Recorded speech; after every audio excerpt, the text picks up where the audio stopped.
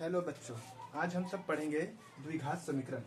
द्विघात समीकरण से आपके एग्जाम में चेक बोर्ड में 5 मार्क्स से क्वेश्चन आते हैं और 5 मार्क्स के सबसे पहला सवाल जो रहेंगे आपके द्विघात समीकरण से रहेंगे। आइए आज जानते हैं द्विघात समीकरण के 5 मार्क्स के क्वेश्चन के साथ साथ 1 मार्क्स के क्वेश्चन भी कितने इंपॉर्टेंट है। यानी टोटल 8 मार्क्स के प्रश्न आपके एग्जाम में बनते हैं। अब पहले जानते हैं हम लोग कि इसके क्या क्या कॉन्सेप्ट होते हैं, इसमें कौन कौन से फार्मूला यूज होंगे, इसके बारे में पहले जानते हैं। आइए सबसे पहले ये जान लें द्विघात समीकरण कहते किसको है। सर जी, द्विघात समीकरण उसे कहते हैं जिसमें x square plus b x plus c equal to 0 के फॉर्म में अगर कोई भी इक्वेशन होता है तो उसे हम सब द्विघात समीकरण कहते हैं। जैसे एक एग्जाम्पल के तहत मैं आपको समझाऊं, जैसे कोई सवाल लिखे हैं 7x स्क्वायर माइनस में 3x प्लस में 4। तो हम देख रहे हैं पहला जो है हमारा x स्क्वायर का कोफिशिएंट है, फिर x वाले नंबर है, फिर एक न्यूमेरिकल नंबर है यानी x स्क्वायर के गुणांक, फिर x के गुणांक, फिर आपके जो नंबर है इसको हम लोग कहते हैं। तो एक्स स्क्वायर बी एक्स और सी के फॉर्म में कोई भी इक्वेशन अगर होता है तो उसे हम द्विघात समीकरण कहते हैं। क्या हम सब द्विघात समीकरण आसानी से समझ गए? सर क्या यही एग्जाम में सवाल आएंगे क्या कि द्विघात समीकरण कैसे होते हैं? नहीं सर, इतने आसान 5 मार्क्स में तो नहीं आ सकते। अब कैसे प्रश्न आते हैं द्विघात समीकरण के, वो प्रश्नों को जानने का प्रयास करेंगे। अब हम सब जाने सबसे पहले कि x square plus b x plus c equal to के 0 के फॉर्म में अगर कोई भी इक्वेशन होता है सर जी तो उसे द्विघात समीकरण कहते हैं। अब द्विघात समीकरण मैं तो समझ गया, पर इसमें 3 कॉन्सेप्ट और भी हम सबको जानना है। अच्छा, इसे मैं साइड में लिख देता हूँ से जो एक्स स्क्वायर प्लस में b x plus c equal to 0 के फॉर्म में होता है उसे द्विघात समीकरण कहते हैं।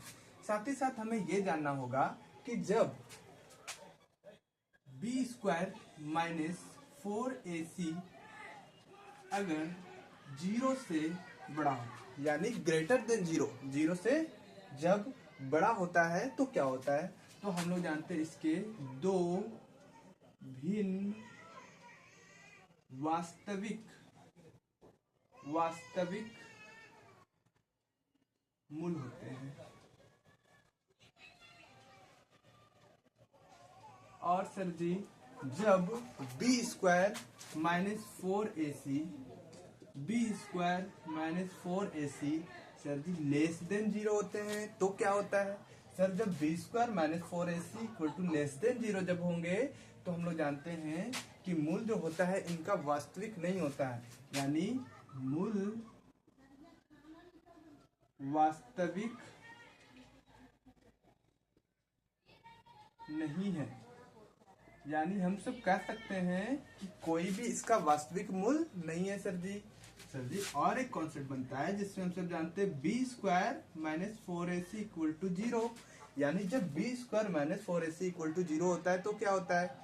सर जब B square minus 4ac equal to 0 होता है तो 2 समान मूल प्राप्त होते हैं, 2 समान मूल प्राप्त होते हैं।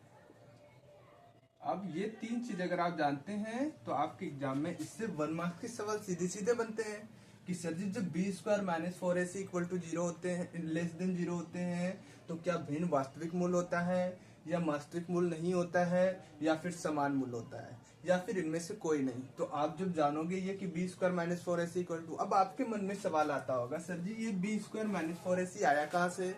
तो मैं आपको बता दूं, आपको इसी चैप्टर में 2 फॉर्मूला से आप 5 मार्क्स के सवाल बना सकते हैं और ये सवाल है d का वैल्यू निकालना, d बराबर बी स्क्वायर माइनस 4ac और एक फॉर्मूला होते हैं x equal to minus b plus minus root d by में 2a। ठीक है, अब यहाँ पे d equal to b square minus 4ac और x equal to minus b plus minus root d by 2a। अब d का वैल्यू जो होता है इससे हम लोग विविक्तर सूत्र कहते हैं। क्या कहते हैं? विविक्तर सूत्र। यानी इससे विविक्तर फाइंड करने के लिए जब भी कहा जाए 1 मार्क्स के सवाल में तो हम सब यही फॉर्मूला लगाएंगे सर जी। और जब मूल फाइंड करने के लिए दिया जाए तो मूल जब ज्ञात करना हो तो हम लोग x equal to minus b plus minus root d by 2a लगाएंगे सर।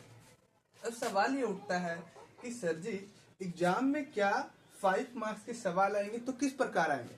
तो 5 मार्क्स के सवाल में आएंगे द्विघात समीकरण x square plus b x plus c equal to 0 के रूप में होता है। मैं सब ये तो समझ गया, पर आपके सवाल आएंगे, जैसे लिख दिया जाएगा द्विघात समीकरण 3x² माइनस में 2x प्लस 1/2 के रूप में है विविक्तर ज्ञात करें। विविक्तर ज्ञात करें तथा मूल ज्ञात करें यदि संभव हो तो। और ये आपके एग्जाम में कितने मार्क्स के सवाल आएंगे? 5 मार्क्स में। सर बहुत बड़े मार्क्स होते हैं 5 मार्क्स। अब इस प्रश्न को बनाने के लिए आपको क्या करना होगा? सबसे पहले मैंने आपको सिखाया, जब भी ऐसे सवाल आए तो आपको पहले क्वेश्चन को उतारना है 3x² माइनस 2x प्लस 1/2। आपको सर्वप्रथम x² की कोफिशिएंट देखना है, यानी x² के गुणांक देखना है। अच्छा सर, ये सीबीएसई बोर्ड वाले के सवाल भी आते हैं क्या? आते हैं, बिल्कुल। उसमें लिखा हुआ रहता है क्वाड्रेटिक इक्वेशन के रूट निकालिए, रूट फाइंड कीजिए। तो बिल्कुल आसानी से आप बना सकते हैं। देखिए, दोनों के लिए आपको एक बार समझ आ गया है तो आप कोई भी प्रश्न को बना सकते हैं। देखिए, इसमें x² के कोफिशिएंट को a बराबर कितना है? 3, तो लिखेंगे 3। b कितना है सर जी? b है यहाँ पे 2 है, तो 2 तो लिखेंगे, बट माइनस को क्या छोड़ देना है क्या? माइनस को हमेशा लिखते हैं, पर प्लस को लिखने की आवश्यकता नहीं होती है। तो b का वैल्यू -2 हो गए। c का वैल्यू सर जी? c का वैल्यू 1/2 हो गया। अब हम सब पहले d का फॉर्मूला लगाते हैं, तो आप लिख भी सकते हैं विविक्तर के सूत्र से। d का फॉर्मूला होता है b² माइनस में 4ac। अब b आप देखोगे तो कितना है? -2, तो -2 का स्क्वायर, फिर माइनस का साइन है तो माइनस दे दोगे। फिर यहाँ क्या सर जी? 4 है जी, 4 है तो 4 का 4 लिखेंगे फॉर्मूला से। फिर a का वैल्यू ढूंढना, a कितना है? 3 है, तो यहाँ पे लिखेंगे 3। और c कितना है सर जी? 1/2 है। तो यहाँ 1/3 कर दूं, क्वेश्चन थोड़ा मैं अपने से बनाया, यहाँ 1/3 है, तो यहाँ 1/3 हो जाएंगे। और ये 3 क्या हो जाएंगे? कट जाएंगे। तो बचे क्या? 2 का स्क्वायर 4, और फिर यहाँ -4 है तो 4 लिख देंगे। 4 में से 4 जाएंगे, कितना बचेंगे? 0। जब आप देख रहे हैं डी का वैल्यू, विविक्तर का वैल्यू यदि 0 आपके पास आया है तो कह सकते हैं सर कि b² माइनस 4ac = 0 जब आते हैं तो दो समान मूल प्राप्त होते हैं। यानी हम सब लिख सकते हैं कि d = 0, यानी d किसे कहते हैं सर? b² माइनस 4ac को b² माइनस 4ac = 0 आए हैं, तो दो समान मूल है। और मूल कैसी बनेगी? वास्तविक होगी कि नहीं? जी सर, ऑब्वियसली अगर कोई भी नंबर अगर वास्तविक रियल बन रहा है ना, तो जी सर यहाँ वास्तविक मूल है। क्या है? वास्तविक मूल है, वास्तविक मूल बनेंगे।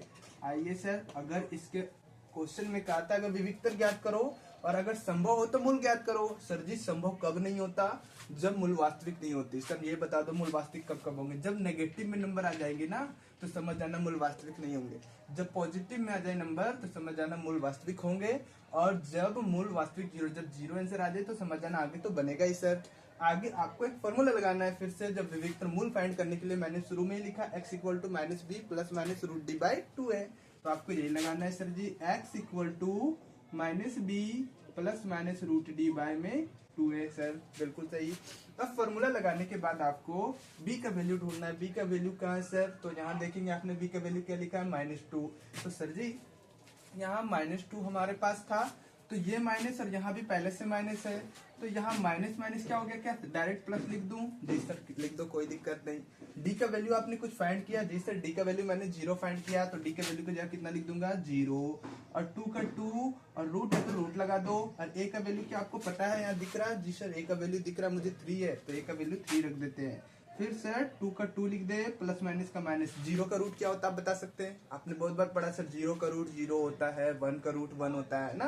तो 0 का रूट हमेशा क्या होता है? 0 होता है। और 2 को 3 से मल्टीप्लाई कर देंगे बाबू, कितना होगा? 2 3 जा 6, तो 2 3 जा यहाँ लिख देंगे 6। 2 एक बार प्लस के साथ लिखूंगा, एक बार माइनस के साथ, तो 2 + 0/6, और एक बार लिखेंगे 2 - 0/6। तो 2 और 0 को अगर जोड़ दो तो क्या हो गए? 2/6, और 2 में से 0 माइनस कर दो तो क्या हो जाएंगे? 2/6। टू वन जा टू, टू थ्री जा सिक्स, 1/3 आ रहे सर, टू वन जा टू, टू थ्री जा सिक्स, 1/3 आ रहे सर। तो आपने जो प्रश्न में लिखा था डी का वैल्यू कि दो समान मूल प्राप्त होंगे, क्या दो समान मूल प्राप्त हो रहे हैं? बिल्कुल सही। क्या आपको इतना समझ आ गया? तो आज के पहला कक्षा में आज हमने जाना कि सर द्विघात समीकरण किसे कहते हैं, x² bx + c = 0। फिर हमने जाना कि सर जब दो भिन्न वास्तविक मूल होते हैं तो b² - 4ac होते हैं। इसको हम लोग जब मूल वास्तविक नहीं होता तो b² - 4ac <0 होते हैं। जब इक्वल टू आते हैं तो मूल वास्तविक और समान होते हैं। फिर मैंने एक क्वेश्चन से आपको बताया कि विविक्तर सूत्र का इस्तेमाल क्या होता है, d = b² - 4ac। आपको मैंने बताया कि x = -b ± √d/2a, ये दोनों मूल और विविक्तर निकालने का फॉर्मूला होता है। मैंने बताया वो ऑब्जेक्टिव सवाल में आपसे कैसे सवाल पूछे जाएंगे कि सर कोई भी एक इक्वेशन लिख देगा b² - 4ac <0 और आपसे पूछेगा इनका मूल कैसा है, तो लिखेगा वास्तविक, दो भिन्न वास्तविक मूल है, लिखेगा दो भिन्न वास्तविक मूल नहीं है, लिखेगा इसका मूल नहीं समान नहीं है। तो आपको ये बताना है कि सर जी जब d = 0 आते हैं तो मूल समान आते हैं, जब b² - 0 आते हैं, <0 आते हैं तो भिन्न वास्तविक मूल आते हैं। तो ये ऑब्जेक्टिव सवाल हो गए, ये सब्जेक्टिव सवाल हो गए। आज हम सब जाने आप सबको अगर ये बढ़िया तरीका से फॉर्मूला और इसको आज समझ गए हैं तो अगले क्लास में हम लोग इसके और भी सारे क्वेश्चन को करेंगे। आप लोग ट्राई कीजिएगा और जो क्वेश्चन आपसे नहीं बनेंगे वो सारे प्रश्न को आप कमेंट में जरूर पूछ सकते हैं। और अगले कक्षा में हम लोग अगले क्लास में इससे बेहतर और भी जो 5 मार्क्स के इंपॉर्टेंट सवाल प्रीवियस ईयर आए हैं वो सारे प्रश्न को हम लोग पढ़ेंगे। धन्यवाद।